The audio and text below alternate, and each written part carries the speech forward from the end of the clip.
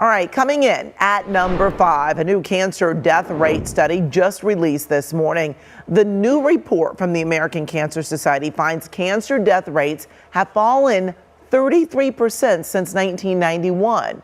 Dr. Rashmi Menon, Chief of Oncology at Kaiser Permanente Woodland Hills, joins us this morning to give us some perspective on this report. Good morning, doctor. Thanks so much for joining us.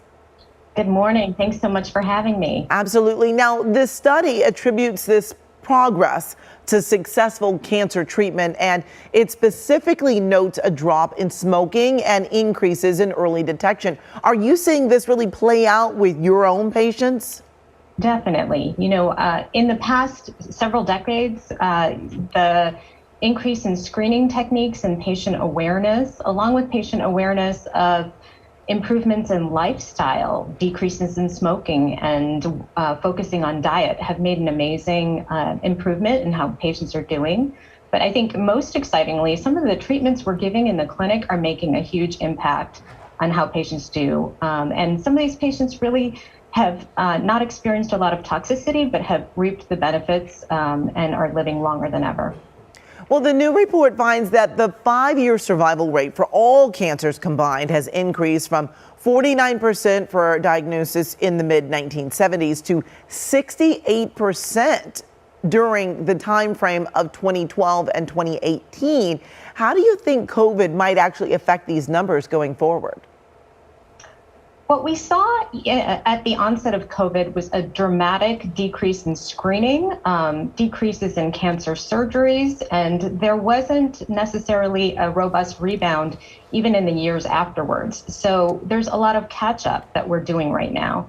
It remains to be seen the impact that that's going to have on some of the mortality rates and the cancer outcomes.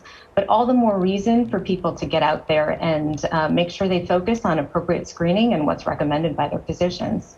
Well, the report also goes in depth about survival rates. It notes the highest survival rates are thyroid cancer at 98%, prostate cancer at 97%, and melanoma at 94%. And the lowest survival rate is for cancers of the pancreas at 12%. What types of cancers are you seeing more or less of?